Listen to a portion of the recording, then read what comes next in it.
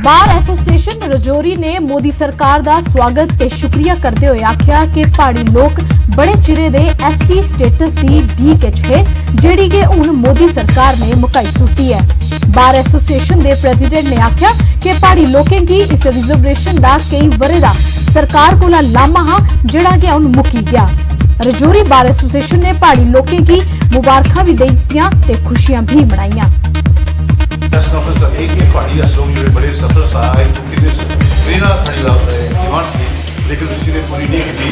और आज नहीं बल्कि 3-4 दिन गुजर चुके जब तू एक क्लियर हो गया कि अब तो हम पहाड़ियाँ की 4% रिजर्वेशन मिल गई है, तो सारे दिल जड़े बड़े खुश हैं और सारे इलाके में बड़ी खुशी लहर है। प्रेस कॉन्फ्रेंस करिए सेंट्रल गवर्नमेंट ने शुक्रिया अदा किया कि भाई साड़ी डिमांड जी फुलफिल की है और अस ये भी डिमांड कर सके सेंट्रल गवर्नमेंट अगर कि आने वाले टाइम में जो आसेगी एसटी स्टेटस दिता जाए। और अज साड़ी पूरी जितनी भी पहाड़ी कम्युनिटी है लगभग 9 लाख लोग जो उस नाल उनकी बेनीफिट मिले।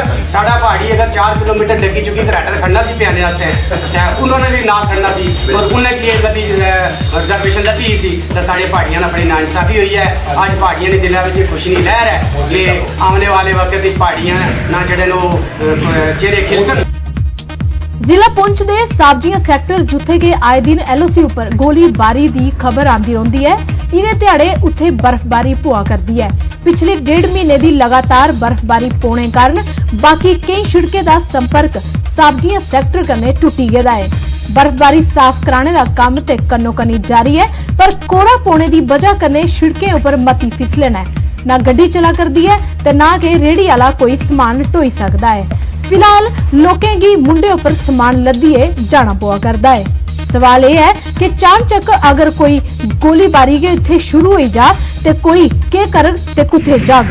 लोकें एलजी मुर्मू दे अगे अपील की है कि तोले के शिड़के दी साफ कराने दा काम कराया जा। मैं आज के दिन अपनी इलाका गगड़िया की तरफ से जिला इंतजामिया डीसी साहब से रिक्वेस्ट करता हूँ, ये जो हमारा इलाका है बॉर्डर है, डीसी साहब तो अच्छे ढंग से जानते हैं ये बॉर्डर इलाका है, क्योंकि इसमें अगर बीमार कोई हो जाए बॉर्डर की सिक्योरिटी फोर्स जो है उनके लिए सामान वगैरह राशन लाया जाए। ये जो कठुआ टैक्सी यूनियन ते ऑटो यूनियन दे वर्करें दी तरफा म्युनिसिपल काउंसिल कठुआ दे खिलाफ रोह दसी आख्या कि महात्मा गांधी हॉस्पिटल दे विच पौंदी जगह इच ओ कई चिरे थुआं अपनी गड्डियां खड़ियां करदे हैं, पर चानचक के म्युनिसिपल काउंसिल के कर्मचारियों 10 रुपए की पर्ची के बगैर गड्डी खड़ी नहीं करन दिया करदे। यूनियन के सदस्यों का आखना है कि एक मंदी दी मार नहीं चलन हुआ करदी ते दूआ जिन्नी बारी पार्किंग विच आओ जाओ उन्नी बारी के 10 रुपए खर्च करना उन्हें की बड़ा के भारा पवा करदा है। सबने डीसी कठुआ कन्ने अपील की है कि बिना टेंडर इस थां दी पर्ची कटने की जांच तौले गए की जा।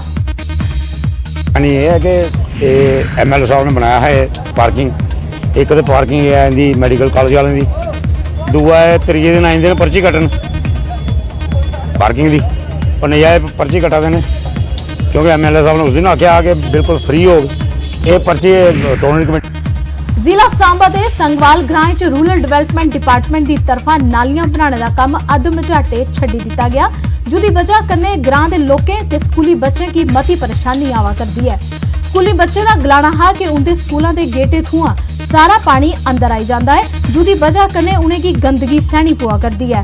और ते और खेतीबाड़ी करने वाले लोकें की भी महकमे कोला अपील करते हुए आख्या कि उनकी फसलां इस गंदे पानी कन्ने खराब हुआ करदियां ते तोले के नालियां दा काम पूरा कराया जा।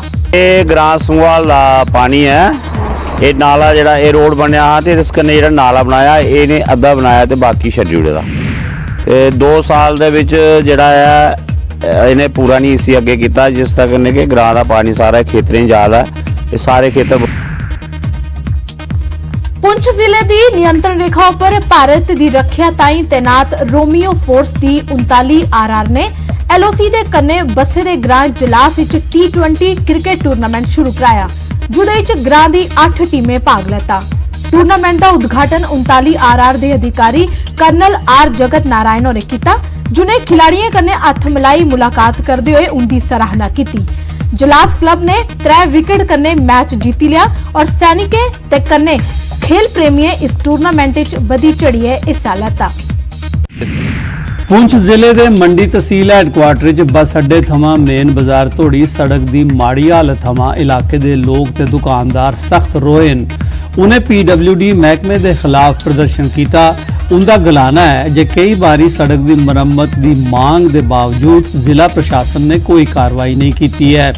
सड़क की हालत ऐसी है जे ओदे च थार थार खड्डे पई गए दिन। इन्हें खड्डे च पानी जमा रहिंदा है। इस मूजब दुकानदारें ते पैदल आने जाने वाले की बड़ी मुश्किल पेश आती है। प्रदर्शनकारियों चेतावनी दी जेकर कोई कार्रवाई नहीं हुई तो वो चक्का जाम हड़ताल करने की मजबूर होंगन। कानून में पानी पूरा चला गया है। डिपार्टमेंट को हमने 2 महीने पहले आगाह किया है। कोई यहाँ इसको सब नज़रअंदाज कर रहे हैं इस चीज़ को, क्योंकि गाड़ियों को प्रॉब्लम है, दुकानदारों को प्रॉब्लम है। किसी का हमने सुना सुबह सीमेंट पूरा 100-200 बैग पूरा चला गया पानी में। दुकानों में पानी है, होटलों में पानी है, सब बर्बाद हो चुका है। कोई भी इसके ऊपर नज़र नहीं डाल रहा है। सब डिपार्टमेंट आते हैं, देख के चले जाते हैं। आज बरसात का मौसम है, ठंड है, तो ये रोड की हालत देखो क्या, यहाँ नाला बन चुका है। कोई सुनने वाला नहीं है। कहते थे हम आपकी डेवलपमेंट करेंगे, ये है वो है, तो हमें तो कुछ ही दिखाई दे दिया। पहले जब हुकूमत हुआ करती थी, किसी MLA साहब को किसी को फोन करते थे कोई आ जाता था। आज तो वो भी नहीं है। तो हम DC साहब से गुजारिश करते हैं कम से कम इस मंडी की तरफ भी देखो, ये मंडी भी हिस्सा है पुलिस।